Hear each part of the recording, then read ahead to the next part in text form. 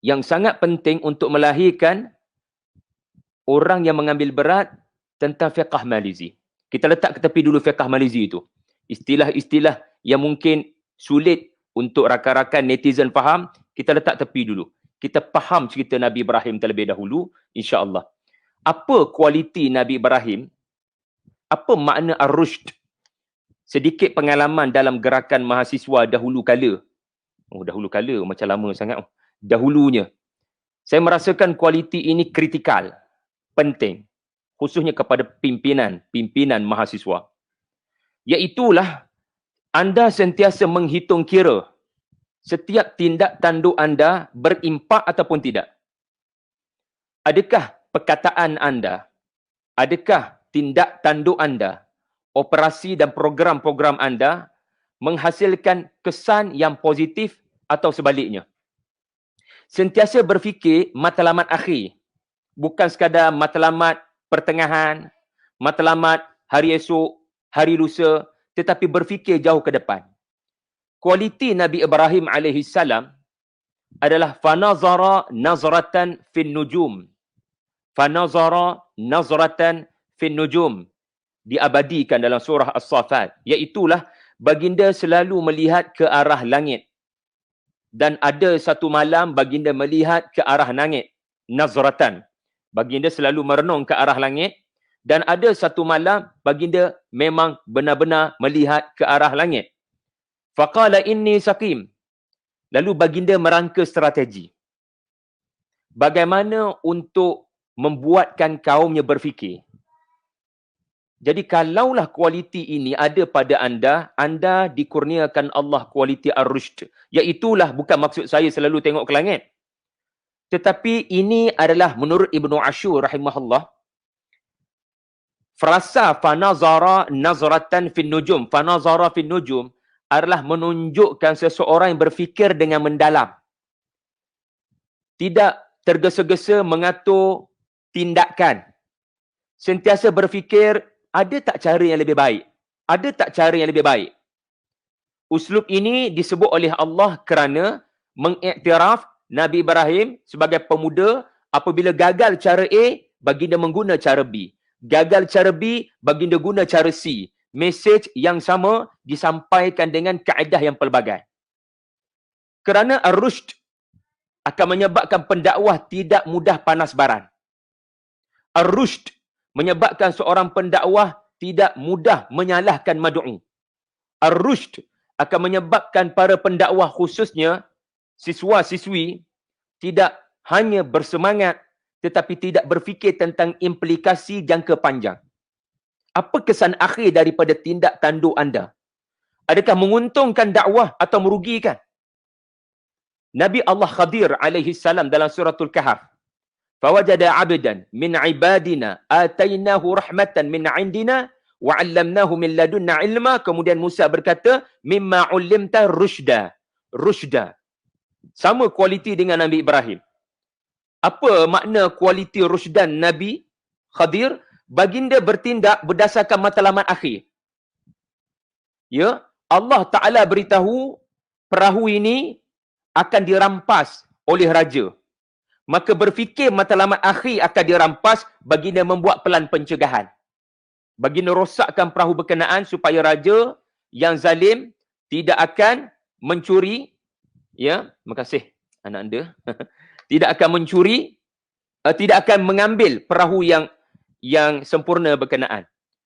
Baginda diberitahu oleh Allah, kanak-kanak ini akan menderhaka bukan hanya kepada ibu bapanya, bahkan kepada Allah dan Rasulnya, dan akan menjadi tughyanan wa kufra, dan menyuruh manusia yang lain untuk keluar daripada agama 20 tahun lagi, 30 tahun lagi. Lalu bila nampak matlamat akhirnya begitu, baginda mengambil sikap untuk melakukan sesuatu yang mengelakkannya mendapat kecelakaan, iaitulah menjadi ahli neraka dengan tughyanan wa kufra. Lalu baginda bunuh Nabi Khadir berkenaan atas perintah Allah Subhanahu wa taala.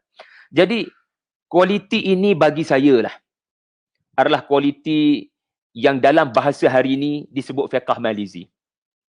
Pada pandangan saya, kualiti itu dalam bahasa Quran adalah rushd. Saya ambil contoh, kalau moderator izinkan sedikit lagi masa. Antara sikap orang rushd, dia tidak gopoh gapah, dia memikirkan strategi. Allah rakamkan Nabi Ibrahim menyebut perkataan, ya, 3 perkataan. Nabi berdakwah dengan 3 fasa. Perhatikan, sebab saya berhadapan dengan rakan-rakan, adik-adik, mantan-mantan Huffazul Quran daripada MRSM. Saya faham semuanya sudah biasa dengan ayat-ayat yang saya bacakan. Baki lagi kita berikan ruang petang ini untuk tadabbur. Suratul Syu'ara ayat 69 menggambarkan Nabi Ibrahim berdakwah. Suratul Saffat ayat 85 menggambarkan Nabi Ibrahim berdakwah. Suratul Anbiya ayat 52 menggambarkan Nabi Ibrahim berdakwah. Perhatikan. Kali pertama baginda berdakwah, idza qala li abihi wa qaumihi ma ta'budun. Berikan perhatian pada perkataan ma ta'budun. Kemudian kali seterusnya kelihatan tak ada perubahan. Baginda pergi bergerak kepada uslub seterusnya, idza qala li abihi wa qaumihi madza ta'budun. Perhatikan perbezaan antara Asy-Syu'ara dengan As-Saffat. Asy-Syu'ara kata ma ta'budun, As-Saffat kata madza ta'budun. Pasti ada beza. Al-Quran bermukjizat. Mana mungkin ia pengulangan? Perhatikan dengan teliti. Adanya dha, iaitulah isyarah, menunjuk ke arah. Kemudian uslub kali ketiga tak ada perubahan juga ni, tak berubah juga. Berat benar ni. Lagu mana nak buat ni? Lalu Al-Anbiya 52 merakamkan, idza qala li abihi wa qaumihi ma hadhihi at-tamathil allati antum laha akifun. Ketiga-tiga uslub ini ada persamaan, ada perbezaan. Persamaannya adalah baginda tidak judge. Baginda bukan pendakwah yang bersikap judgmental. Sebagaimana Nabi SAW bersabda, man qala halakan nas faqad ahlakahum. Barang siapa yang berdakwah dengan pendekatan hancur manusia, habislah manusia. Kalau beginilah perangai manusia, azab Allah akan datang, habislah umat Islam. Dia sebenarnya menghancurkan. Sebab dia tidak menggunakan mindset problem solver, be part of the solution. Jadi bila kita nak bertindak, kita kena fikir, aku ni menambah masalah atau menyelesaikan masalah. Kita kena selalu berfikir. Lalu Nabi Ibrahim memulakan dakwah dengan ma ta'budun, bertanya, apa sebenarnya yang disembah ni? Boleh saya tahu? Lembut. Kali pertama. Sebulan, 2 bulan tak ada perubahan. Baginda bertanya bukan nak tahu. Baginda tanya nak mewujudkan dialog. Bagi saya faham. Kenapa sembah patung dan kayu? Bagi saya faham. Ya, lembut. Kali kedua masuk gear 2. As-Saffat. Madza ta'budun? Apa dengan menunjukkan ke arah jari, pergi lebih dekat ke arah berhala berkenaan, barangkali ya menyentuh berhala berkenaan, ni. Ya, membunyikan bunyi kayu, membunyikan menyentuh berhala yang mana haram bagi penyembah-penyembah berhala ni, sentuh gitu-gitu je berhala. Ibrahim selamba je pegang. Ni. Boleh tak bagi saya faham? Saya sentuh ni mungkin saya tak faham. Jadi boleh tak boleh tak explain pada saya kenapa sembah madza? Ada za di situ, isyarah ya kepada objek berkenaan. Tak ada perubahan juga, diorang tak jawab. Lalu baginda mula melakukan gear 3. Mula lebih kritikal, mula mendesak mereka menjawab apa yang Nabi Musa tanya. Kali ini bukan sekadar soalan, tetapi baginda memberikan sifat terus, seolah-olah bagi jawapan. Ma hadhihi tamathil. Apa benda semua ni? Tamathil ni. Apa benda? Daripada kayu kan? Nampak macam soalan. Tapi sebenarnya sudah ada unsur-unsur mendesak mereka berfikir. Gagal uslub ni, baginda beralih kepada uslub lain pula. Baginda tidak cepat menghukum kaumnya sebagai sesat, kafir. Baginda cuba membaiki diri mereka. Khudhil afwa wa'mur bil 'uruf. Baginda memahami tahap pemikiran masyarakat waktu tu.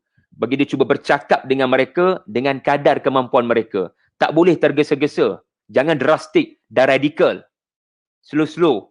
And then baginda terus pergi kepada plan seterusnya, pecahkan berhala.